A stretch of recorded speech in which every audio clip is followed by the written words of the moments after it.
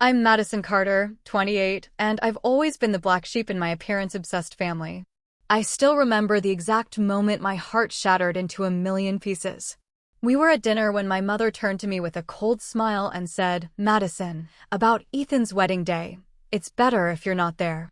What hurt most wasn't just the words, but how my father nodded in agreement, both of them laughing as if they'd made a harmless joke instead of erasing me from one of our family's most important days. I never imagined that this cruel exclusion would become the first step on my journey to finally standing up for myself. Before I dive deeper into this story, let me know where you're watching from. Hit that subscribe button and give this video a like if you've ever had to choose between family expectations and self-respect.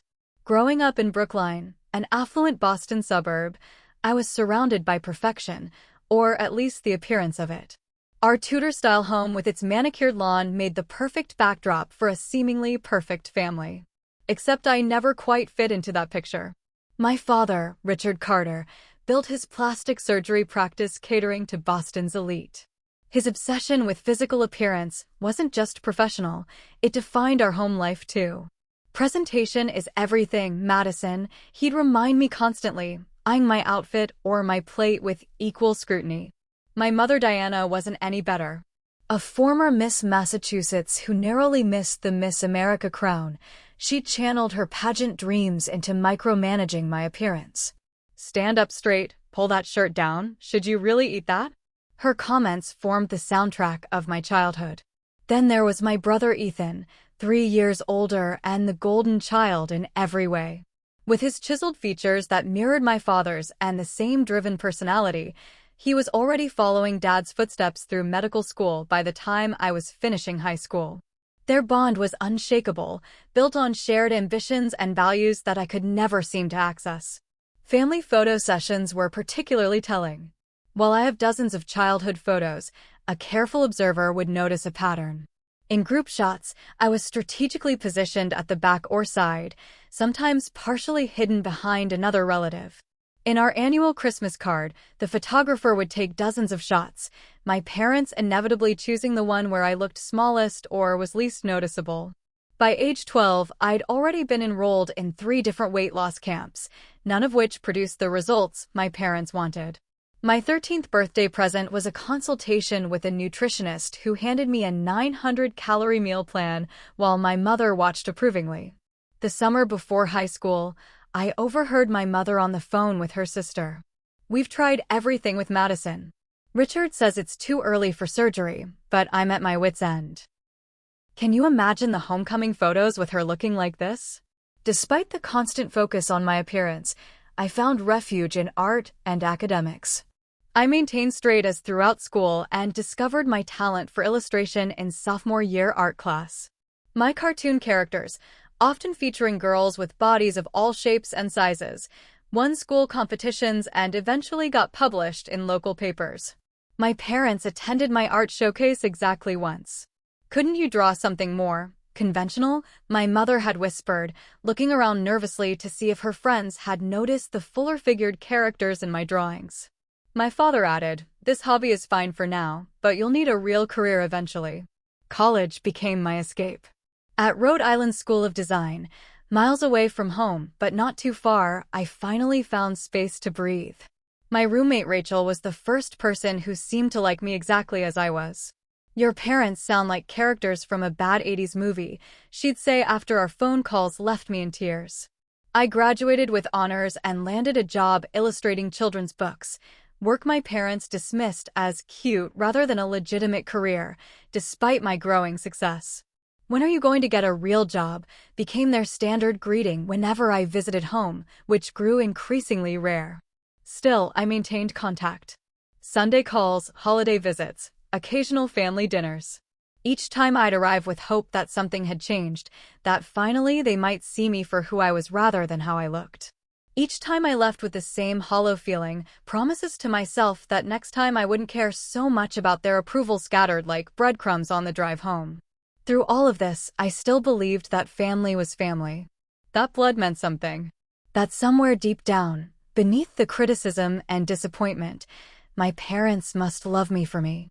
It was this belief that kept me coming back, that had me answering their calls even when I knew they'd leave me feeling worse. It was this belief that made the wedding invitation seem like maybe, just maybe, a turning point. How wrong I was. The engagement announcement came via family group text last spring. Ethan was marrying Allison Montgomery, daughter of a prominent Boston family with connections to practically every prestigious institution in New England. Blonde, willowy, and Harvard-educated, she was exactly the type of woman my parents had always envisioned for their son. I was genuinely happy for my brother. Despite our differences and his inability to stand up to our parents regarding their treatment of me, I loved him and wanted him to be happy. When the formal invitation arrived in my mailbox a week later, embossed on thick cream paper with gold lettering, I felt a flicker of hope. Maybe this celebration would bring us closer. Maybe I could finally feel like a real part of the family. My mother called the next day. "Madison, we need to go dress shopping for you. I've made appointments at Neiman Marcus and Saks. The wedding colors are blush and ivory, so we need to find something that won't clash." The hesitation in her voice said everything she didn't.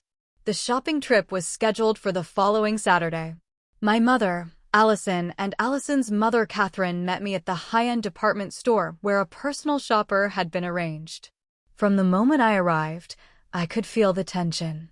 "We're looking for something slimming," my mother informed the stylist before I could even say hello. "Perhaps in navy? Something that won't stand out too much in photos."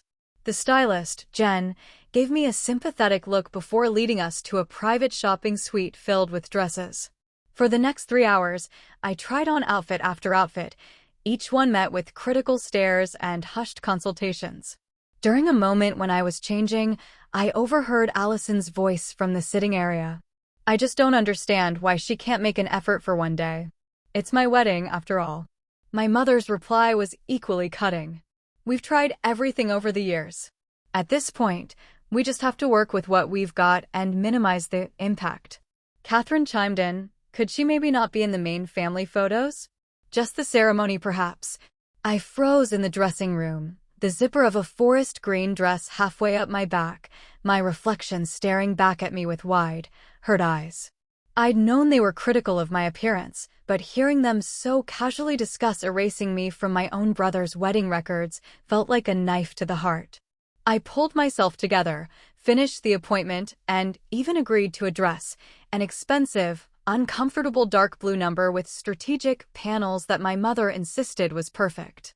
The entire drive home, I fought back tears, telling myself that weddings bring out stress in everyone and surely things would improve. They didn't.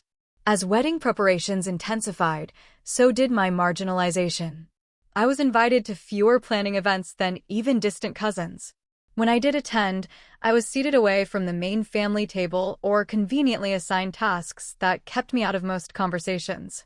At the engagement dinner, I overheard my father talking to Ethan near the bar. "The photographer is top-notch. He's done work for Boston Magazine. He assured me he can arrange groups to ensure everyone looks their best.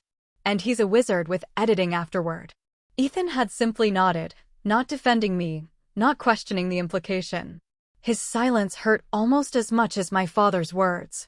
The final blow came 3 weeks before the wedding at a family dinner in my parents' home. The evening had been tense already, with discussions centered around final wedding details. I'd been trying to participate, offering genuine compliments about the flower arrangements and asking about the honeymoon destination. My mother refilled her wine glass, already her third of the evening, and turned to me with a strange smile. "Madison, your father and I have been thinking. Weddings are so stressful, all those photos and people watching." I nodded, unsure where she was going with this. "And well, with all the important people attending, Allison's family knows the governor, we think." She glanced at my father, who picked up seamlessly. "What your mother is trying to say is that on your brother's wedding day, it's better if you're not there." The silence that followed was deafening. I looked from one face to another, waiting for someone to say it was a horrible joke. Instead, my mother actually laughed, a high, nervous sound. "It's really for the best. You'd be uncomfortable anyway." "What exactly are you saying?" I finally managed, my voice barely above a whisper. We're saying, my father continued, swirling his bourbon, that between your appearance and your tendency to say inappropriate things, this particular event might be better without your attendance. We're thinking of everyone's comfort. I turned to Ethan, desperately seeking some support, but he was studying his plate intently, refusing to meet my eyes. His knuckles were white around his fork, but he said nothing. I see, was all I could manage. The room seemed to spin around me, the walls closing in. I felt like I couldn't breathe, like someone had physically struck me. I should go. I stood on shaky legs, grabbed my purse, and somehow made it to my car before the tears started. The 20-minute drive to my apartment passed in a blur of traffic lights and choked sobs. Once home, I collapsed inside my door, my body heaving with the weight of their rejection. For 3 days, I didn't answer calls or texts. My phone lit up occasionally with my mother's name, then my father's, but I couldn't bear to hear their voices. On the 4th day, my mother left a voicemail. Madison, you're being dramatic. We never said you couldn't come to the wedding. We just thought you might be more comfortable not being in the spotlight. Call us back and stop this childish behavior. The gaslighting was the final straw. They had explicitly uninvited me, laughed about it, and now were pretending it never happened. 28 years of similar treatment crashed over me like a wave, and in that moment, something inside me broke, or perhaps, finally began to heal. The week after that devastating dinner was the darkest of my life. I called in sick to work, unable to focus on the children's book illustrations that were due. My apartment became both sanctuary and prison as I cycled through grief, rage, and a bone-deep exhaustion that no amount of sleep seemed to cure. Memories I'd long suppressed came flooding back with new clarity. The time my father had bought Ethan a car for his 16th birthday while giving me a gym membership for mine. My mother taking a business call during my high school graduation while she'd hired a professional photographer for Ethan's. Countless family vacations where my preferences were ignored, my achievements downplayed, my presence barely tolerated. One particularly painful memory resurfaced, my art being selected for a prestigious student showcase my junior year of college. I'd called home, voice shaking with excitement, only to have my mother respond, "That's nice, dear. Did you get the information about that nutrition specialist I emailed you?" My work suffered as these realizations consumed me. The whimsical illustrations I was known for became dark, the lines heavy and jagged. I missed 2 deadlines, something that had never happened in my career. On the 8th day of my isolation, my doorbell rang. It was Rachel, my college roommate and still my closest friend, holding takeout bags and wearing a determined expression. "Your boss called me," she said, pushing past me into the apartment. "She's worried." "I'm worried." "What's going on, Mads?" The whole story spilled out between sobs and half-eaten containers of pad thai. Rachel listened, her expression shifting from concern to outrage. "They're monsters," she declared when I'd finished. "Actual monsters. And you need to talk to someone professional about this, because this isn't normal family drama, Mads. This is abuse." The word hit me like a slap.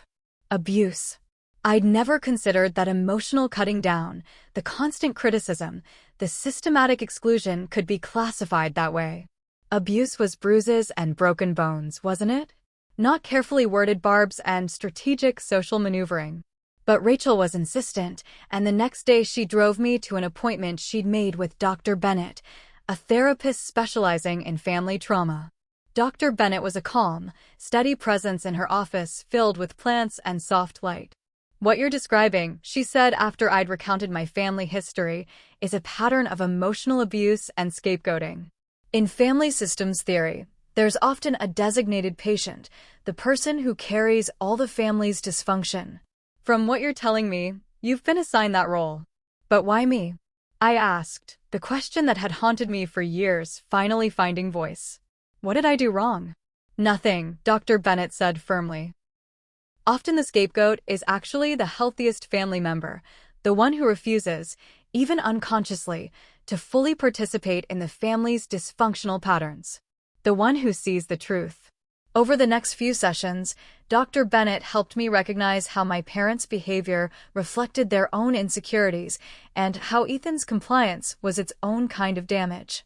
We talked about boundaries, about grief for the family I wished I had, about the possibility of building a life defined by my values rather than their criticism. 3 weeks after that fateful dinner, with Dr. Bennett's support, I made a decision. I retrieved the wedding invitation from my drawer, tore it into small pieces, and dropped them into the trash. Then I blocked my parents' and Ethan's numbers on my phone. This isn't forever, I told Dr. Bennett in our next session. But I need space to figure out who I am without their voices in my head. The relief was immediate and physical, like setting down a heavy backpack I'd been carrying for years. Without the constant drain of trying to earn my family's approval, I found energy for other things. I started taking walks in the morning. I joined a community art class. I reconnected with friends I'd neglected. Through the class, I discovered a body-positive art group that met weekly to draw and discuss representation in media. For the first time, I was surrounded by people who viewed bodies of all sizes as worthy of respect and artistic celebration.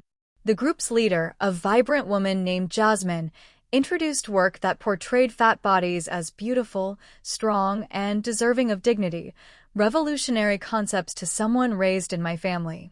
It was at one of these meetings that I met Jackson, a children's book writer looking to collaborate with an illustrator. Tall with kind eyes and an easy laugh, he talked about his stories featuring diverse characters having adventures without their appearance ever being the point. Kids need to see themselves in stories, he explained passionately over coffee after the meeting. And not as the before picture in some transformation story. Just as themselves, being the heroes of their own lives. When he looked at me, I didn't feel the familiar need to shrink, to apologize for the space I occupied. Instead, I felt seen in a way that was entirely new. Our conversation flowed easily from art to books to childhood memories, and for the first time in weeks, I found myself laughing genuinely. "I'd love to see your work sometime," he said as we parted, and the interest in his eyes seemed to extend beyond just my illustrations. Gradually, I began to understand what Dr. Bennett meant when she talked about chosen family. Rachel, my art group friends, my supportive colleagues, these were people who valued me completely, not despite or because of how I looked, but simply because of who I was. 6 weeks after blocking my family's numbers, I received an invitation to Rachel's wedding. She and her boyfriend of 5 years had decided on a small ceremony, and the handwritten note inside the invitation read, "Madison, will you be my maid of honor? No one I'd rather have standing beside me. Love you always, R." I cried reading it, but these were different tears than the ones I'd shed over my family's rejection. These were tears of recognition, of being valued, of belonging. I called Rachel immediately and accepted through happy sniffles. "You're my sister in all the ways that matter," she told me. "And I want everyone to know that." The contrast between her genuine inclusion and my family's cruel exclusion couldn't have been clearer. And in that moment, I made a promise to myself. I would no longer chase the approval of people incapable of loving me as I deserved to be loved. Instead, I would pour that energy into the relationships that nourished rather than depleted me. It was time to build a life on my own terms. The 3 months following my decision to distance myself from my family brought changes I couldn't have imagined. With Dr. Bennett's guidance, I committed to therapy twice weekly, gradually untangling the web of negative beliefs I'd internalized over decades. "Your body is not a problem to be solved," she reminded me in one particularly powerful session. "And your worth is not determined by how you look or what your family thinks of you." Slowly, these words began to sink in, replacing the critical voices that had been my constant companions. I started a journal where I recorded one thing I liked about myself each day, at first focusing on achievements or kindnesses I'd shown others, eventually allowing myself to include physical attributes as well, my expressive eyes, my strong hands that could draw for hours, the smile that Jackson said lit up my face. My art underwent a transformation too. One evening, unable to sleep, I began sketching a children's book concept that had been forming in my mind. A story about a young elephant who believed she was too big until she discovered that her size gave her unique abilities to help her community. I called it Perfectly Me and worked on it feverishly between my regular illustration assignments. When I showed the initial sketches to my editor at the publishing house, her eyes widened. "Madison, this is different from your usual work. It's more authentic, more emotionally resonant. Would you consider developing this into a full proposal? For the first time, I was creating art that reflected my truth rather than trying to compensate for what my family saw as my failings. The characters were diverse in body size, ability, and background, each valuable exactly as they were. The story came from my heart, and people responded to that authenticity. My relationship with Jackson deepened as we began collaborating professionally and personally. He never made me feel self-conscious about ordering dessert, never commented when I wore more revealing clothes in summer heat, never seemed to notice or care about the physical attributes my family had deemed problematic. Instead, he noticed when I made a clever joke, complimented my artistic techniques, asked my opinion, and actually listened to my answers. "You've been hiding," he told me one evening as we walked along the river after dinner. "Not just your body, but your voice, your thoughts, your talent." I'm glad you're not hiding anymore. I realized he was right.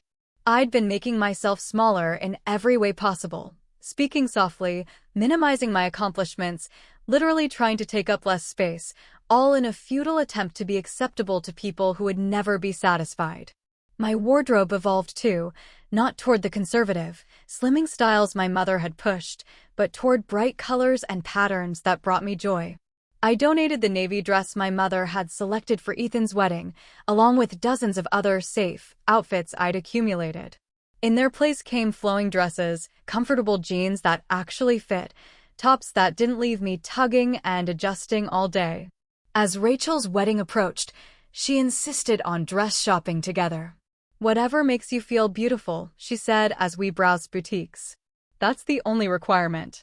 The dress we found was emerald green, fitted at the top with a flowing skirt, and when I tried it on, I actually gasped at my reflection.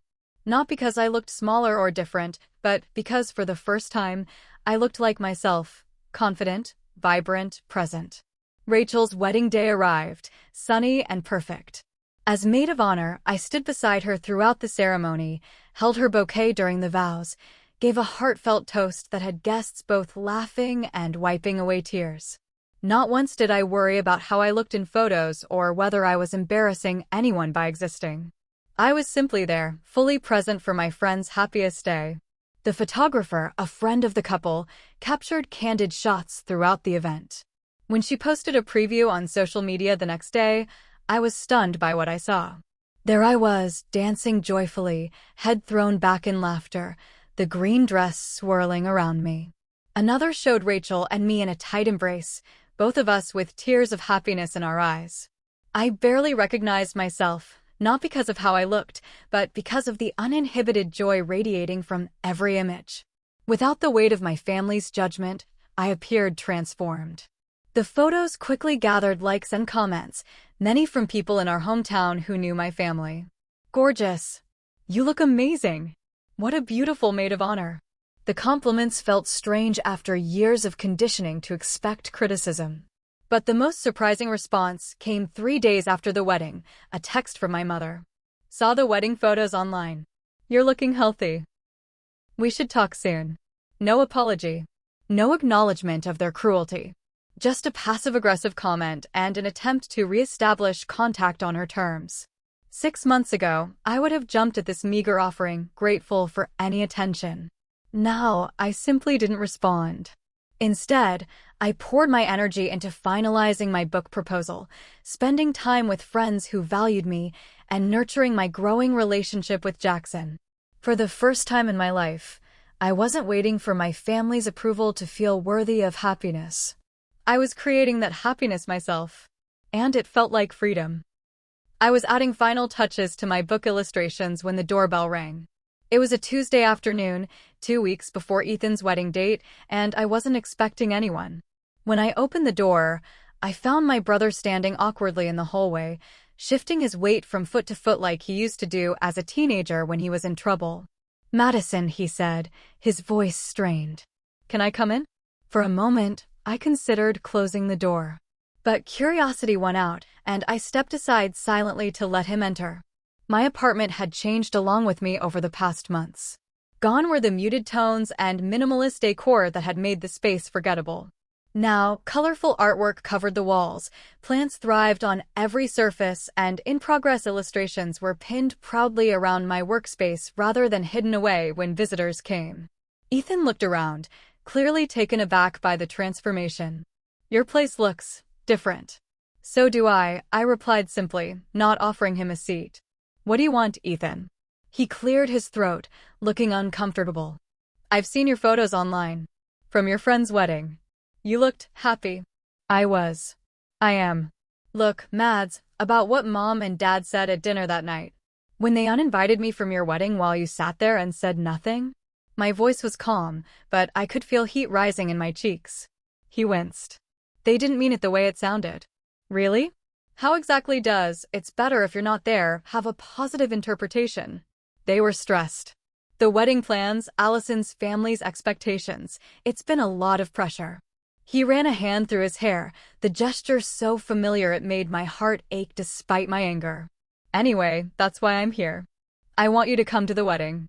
You're my sister." I stared at him, momentarily speechless. "Let me get this straight. After 28 years of watching them belittle and criticize me, after sitting silently while they told me I wasn't welcome at your wedding, you're here now because, what? You saw some photos where I looked presentable enough not to embarrass you. That's not fair, Madison." "No, what's not fair is how they've treated me my entire life while you stood by and let it happen. What's not fair is that it took me having a public moment of visible happiness for any of you to consider that maybe, just maybe, I deserve basic human dignity." Ethan had the grace to look ashamed. "People in town are talking. They're asking why you won't be at the wedding." And there it was, the real reason for his visit. Not concern for me, not a sudden realization of how wrong our parents had been, but concern about appearances. The irony was almost too perfect. "So this isn't about wanting me there," I said, clarity washing over me. "This is about managing how it looks if I'm not there." "No, that's not. I mean, yes, people are talking, but I do want you there. You're my sister." Being siblings hasn't seemed to matter much until now. I walked to the window, needing a moment to gather my thoughts. When I turned back, my voice was steady. "Ethan, do you have any idea what it's been like? Growing up being told constantly that my body was wrong, that I was an embarrassment, that I needed to be fixed? Do you know what that does to a person?" He looked down. "They were hard on you, I know." "Hard on me?" I laughed, but there was no humor in it. Mom started putting me on diets when I was 7 years old. Dad suggested plastic surgery when I was 16. They've spent my entire life making me feel like I wasn't good enough, and you've never once stood up for me. "What was I supposed to do?" he protested. "They're our parents." "You were supposed to be my brother," I said quietly. "You were supposed to love me enough to say something when they hurt me." The silence between us stretched, filled with decades of unspoken pain. Finally, I took a deep breath. "I'm not coming to your wedding, Ethan. Not because I don't love you, but because I finally love myself enough not to put myself in situations where I'm treated as less than. I wish you and Allison happiness, truly. But I can't pretend everything is fine just to make all of you comfortable." He looked stunned, as if the possibility of me actually refusing had never occurred to him. "Mom and Dad will be furious. That's not my problem anymore." "Madison, please. Just think about it." I have thought about it. For months, for years, I've thought about nothing but how to make all of you happy with me. I'm done with that now. I moved toward the door, signaling the end of our conversation. "I hope someday you understand why I can't be there." After Ethan left, I waited for the guilt to come, the familiar wave of shame and self-doubt that had always followed any attempt to stand up for myself. Instead, I felt a profound sense of peace. For the first time, I had stated my truth without apologizing for it, without minimizing my feelings to make someone else comfortable. The week of the wedding brought frantic calls from my parents, alternating between guilt trips. "How could you do this to your brother?" Fake apologies. "We're sorry if you misunderstood what we meant," and outright threats. "You'll regret cutting yourself off from this family." I let each call go to voicemail, listening once, then deleting them without responding. On the actual wedding day, instead of sitting uncomfortably in a church watching my brother marry, I planned a day of self-celebration. Jackson joined me for a picnic in the botanical gardens, followed by an art exhibition I'd been wanting to see. We ended the evening at a restaurant with outdoor seating along the river, sharing dessert and talking about future plans. I posted a few photos on Instagram, nothing provocative or attention-seeking, just honest moments of joy from a day well spent. Me smiling among flowers. Jackson and I toasting with coffee cups at the art gallery. A beautiful sunset over the water. The caption read simply, "Choosing joy today and every day. Grateful for those who see and love the real me." It wasn't about spite or making a statement. It was about documenting a turning point, the day I finally understood that I could create happiness on my own terms rather than chasing approval I would never receive. That evening, as Jackson walked me to my door, he took my hand. "I'm proud of you, you know. Standing up for yourself like this takes incredible courage." "It doesn't feel like courage," I admitted. "Sometimes it just feels sad." "It can be both," he said gently. "Doing the right thing often is." As I fell asleep that night, I realized he was right. There was grief in acknowledging the family I would never have, but there was also tremendous freedom in no longer pretending, no longer contorting myself to fit expectations that were never reasonable to begin with. The wedding day had passed, and I had survived. More than survived, I had thrived. 1 week after Ethan's wedding, I was working from home when my doorbell rang again. This time, when I opened the door, I found my mother standing there, looking uncharacteristically disheveled. "Madison," she said, her voice hoarse. "May I come in?" I hesitated, my hand gripping the door frame. "I don't think that's a good idea unless you're here to genuinely apologize." "Please," she said, and for the first time in my adult life, I saw tears in her eyes. "Just 5 minutes." Against my better judgment, I stepped aside to let her in. She entered cautiously, taking in the changes to my apartment just as Ethan had. Her gaze lingered on a self-portrait I'd recently completed, a bold, colorful piece that portrayed me exactly as I was, without shame or apology. "You're talented," she said quietly. "I never really looked at your work before." I didn't respond to the compliment, instead crossing my arms and waiting for whatever speech she'd prepared. She sat on the edge of my sofa, perched like she might flee at any moment. "The wedding was beautiful," she began awkwardly. "Everything went perfectly." "I'm glad to hear it," I said neutrally. "Is that why you're here? To tell me about the wedding I wasn't welcome to attend?" She flinched. "I deserve that. Your father and I handled everything badly. That's putting it mildly." My mother stared at her perfectly manicured hands for a long moment before speaking again. "You know, I was heavier as a teenager." This unexpected confession caught me off guard. "What?" "Before I got into pageants. I struggled with my weight. My mother was, well, she was like I've been with you." Her voice cracked. "I swore I'd never do to my children what she did to me, but somehow I became exactly like her." Tears were flowing freely down her face now. I think I've been so hard on you because seeing you comfortable in your body reminds me of all the ways I'm still not comfortable in mine. Even after all the diets, the exercise, the surgeries. I still see that chubby girl in the mirror. I still hear my mother's voice telling me I'd be pretty if only I lost weight." I stood frozen, unable to reconcile this vulnerable woman with the mother who had been my chief critic for 28 years. Part of me wanted to comfort her, while another part remained wary of yet another manipulation. "Why are you telling me this now?" I finally asked. She wiped her eyes, careful not to smudge her makeup even in this moment of apparent breakdown. "Because I saw your Instagram posts from the wedding day. You looked free. Happy in a way I don't think I've ever been. And it made me realize how much damage I've done." Her words hung in the air between us, neither fully an apology nor a promise to change. I felt an unwelcome surge of compassion for her, even as I remained protective of my newfound boundaries. "Mom, I'm sorry for what Grandma put you through. That was wrong. But it doesn't excuse how you and Dad have treated me." "I know," she whispered. "I know it doesn't." We sat in uncomfortable silence for several minutes before she spoke again. "Your father and we don't know how to fix this. We don't know if it can be fixed." "That depends," I said carefully, "on whether you're actually willing to change how you treat me. Not just apologizing when you've gone too far, but fundamentally respecting me as I am." She nodded slowly. I want to try. I can't promise I'll get it right immediately, but I miss you, Madison. It wasn't the full acknowledgement I deserved, but it was more honesty than she'd ever offered before. I need time, I told her. And if we're going to have any relationship going forward, there need to be clear boundaries. Of course, she agreed quickly, almost desperately. Whatever you need. As she left, she turned back one last time. Your apartment, it suits you. It's vibrant. Like you've always been, even when we tried to dim that. 2 days later, I received the email I'd been hoping for. My editor wanted to move forward with Perfectly Me, offering a 3-book deal for the character I'd created. The advance was generous, the creative control extensive, and the potential impact enormous. We need more books like this, the email concluded. Stories that tell children they're valuable exactly as they are. Your voice and perspective are exactly what we've been looking for. I called Jackson immediately, practically shouting the news when he answered.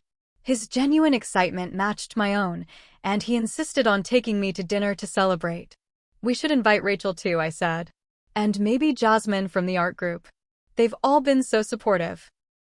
Actually, Jackson said hesitantly, I was thinking this might be a moment where you consider extending an olive branch to your family.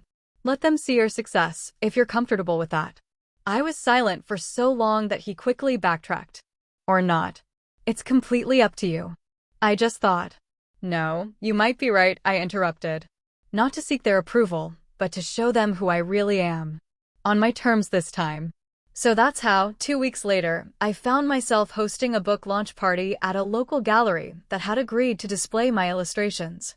The guest list included my colleagues, friends, fellow artists, and, after much deliberation, my parents and Ethan and Allison, newly returned from their honeymoon.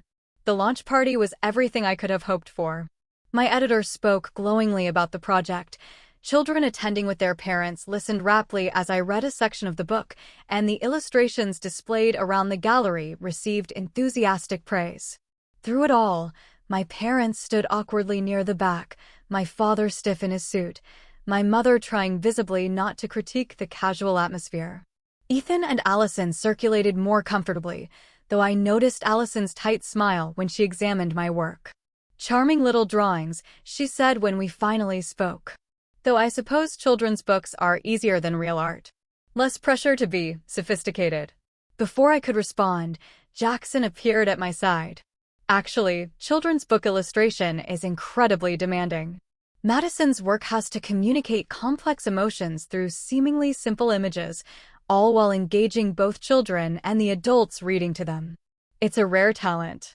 Allison's smile froze, and she quickly excused herself to find Ethan. Jackson squeezed my hand. Sorry if I overstepped. That kind of condescension just gets to me. No apology needed, I assured him. It was perfect. Near the end of the evening, a local arts reporter who'd been invited by my publisher approached for a brief interview. Her questions were thoughtful, focused on my creative process and the themes of the book. Then came the one I hadn't anticipated. Your family is here tonight. How has their support influenced your work? I caught my parents watching intently from across the room, clearly within earshot. A year ago, I would have lied, created some heartwarming story about their unwavering belief in me.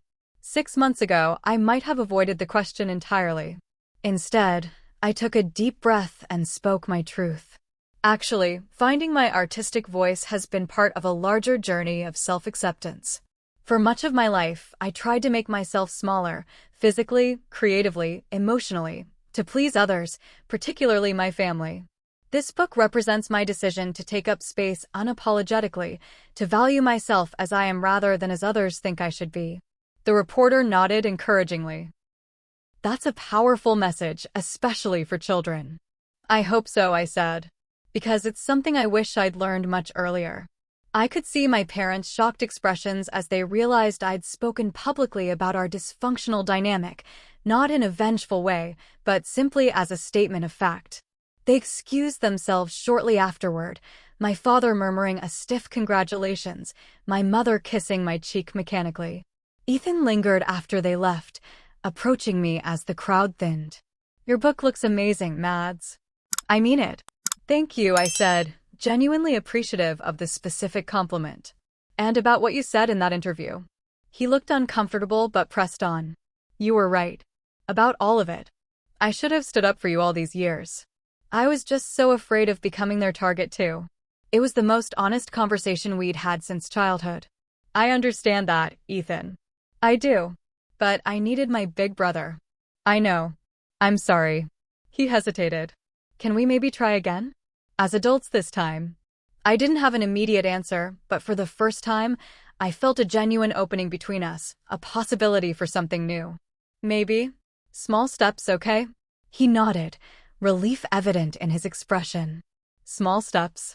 As the last guests departed and Jackson helped me gather my belongings, I felt a complex mix of emotions: pride in my achievement, sadness for the family relationships that might never be fully healed, hope for the new connections I was building.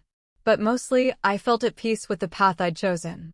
The book launch marked not just my professional debut, but my emergence as a person who refused to be defined by others' limitations. Whether my family could truly accept this version of me remained to be seen, but their acceptance was no longer the prize I was chasing. I had found something far more valuable: my own voice and the courage to use it. 1 year after my book launch, I stood in my new studio space, surrounded by illustrations for the second book in my now successful series. Perfectly Me had exceeded everyone's expectations, winning a prestigious children's book award and generating hundreds of letters from grateful parents and children who saw themselves in my work. More importantly, the book had sparked conversations about body diversity and self-acceptance in homes and classrooms across the country. I'd received invitations to speak at schools and libraries, where children of all shapes and sizes told me how seeing my character Ellie the elephant helped them feel proud of who they were.